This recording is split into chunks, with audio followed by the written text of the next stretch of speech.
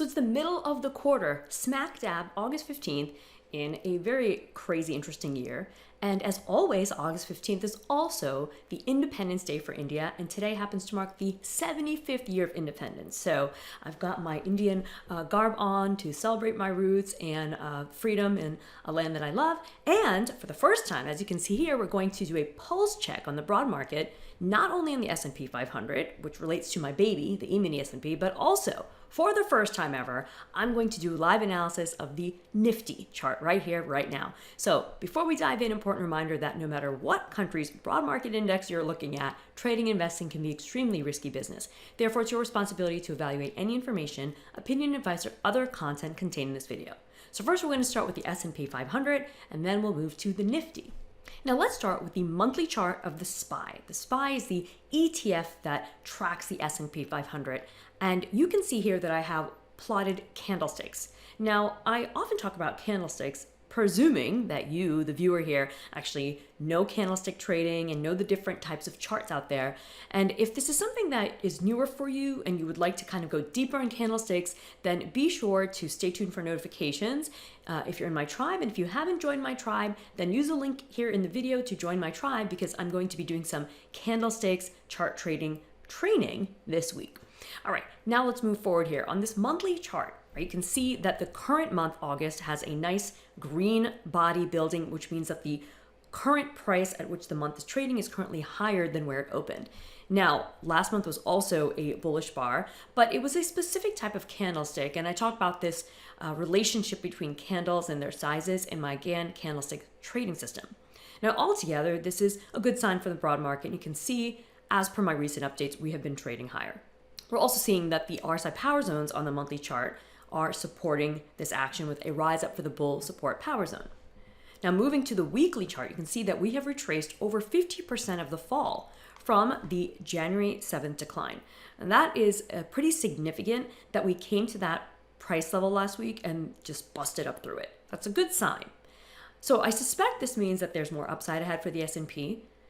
But remember, there's a lot of data and a lot of things that can happen that could slow down such an advance. And big picture, we're still, kind of not in the greatest of economic times. So remember that just because this rally is in place, it doesn't mean it's going to last forever or return to the old high from January. All right, now let's get into the daily chart of the S&P. So the SPY, now looking at the ES contract, okay? So the ES futures contract, specifically the September contract, is what I trade when I want to be trading what the S&P 500 is doing. And this is what many traders in the tribe do, and they follow me in the skinny of the markets. So you can see that I have a couple dates marked off here. We have the recent Fed meetings and the associated rate hikes. And the next Fed meeting, and I put the Fed out in blue, it's the government, so red, white, and blue, right? That is not until September 21st. Now, there's a lot of time in between now and September 21st for things to happen that could affect how the Fed does its interest rate policy. Now, just looking at the price action momentum, we can see that the price is actually in an uptrend. It's still in a series of higher highs, higher lows. And again, if you're newer to candles or newer to trend analysis, then I have trainings that kind of can give you a primer on all of that. Now, where we are now, we exceeded this important peak from May 31st. We are now testing these May 4th levels. We're just approaching those highs. And if we bust through them, okay, bust through meaning trade higher, then the next key resistance would be here at 45.12 approximately, and then the next one would be here at 46.30. Now, I don't think we're necessarily going to trade into those in like a straight line. That's not how the market usually works. So that's where I detail using intraday charts how I see the action unfolding if we get there, using my skinny and the mini, okay? Using the day-to-day changes in intraday charts to be able to have the most optimal trade setups around this action.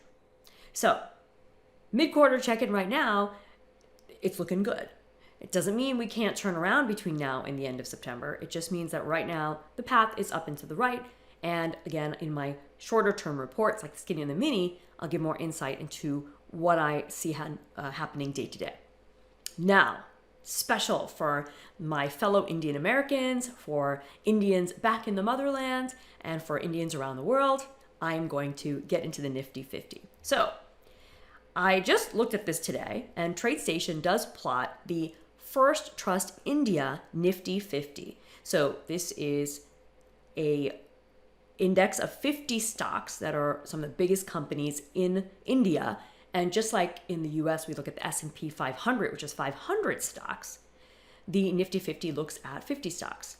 Let's just look at the charts, and here we are in TradeStation with my same RSI power zones, candlesticks, and starting with a monthly time frame. So I'm looking at this chart kind of for the first time because I've never really needed to before. But like I said, it's a 75th Independence Day of India, and I've decided I'm going to start looking at this market with you guys now and then because it comes in a lot as a request. So here we are, and we have a similar lift since the end of June. And look, even on the Nifty 50, RSI lifting out of the bull support power zone on the monthly chart. I can't make this stuff up, guys. This is just how well the indicator works and how it can really hone you in to when a market is ready to turn higher or lower again. All right, fantastic. Now we have been trading up above the July range. And I'm actually going to show you something here. I'm going to do a pause and do a quick calculation for a support level just based on the singular candlestick for July. All right, so I wasn't gone very long, just a few seconds. And you can see here I have this support laid out. Now, this is tied to my approach to candlesticks where I said I have this kind of nano twist, and I'll be diving into that live this week. So if you're seeing this video soon after I posted it, so make sure you check your email notifications if you're not already in my Gann Candlesticks trading system, and check your emails for my live events diving into what Gann Candlesticks are about. So while we are above that 44.29, I'm thinking it's looking good for the Nifty on the monthly chart. Okay. Now, because it's the first time I'm studying this market with you, I'm going to just change the time frame of this existing chart to keep my annotations, right? And before that, I'm going to mark off at least one resistance level. So I'm going to pause again and then come back and show you what resistance level I've marked off.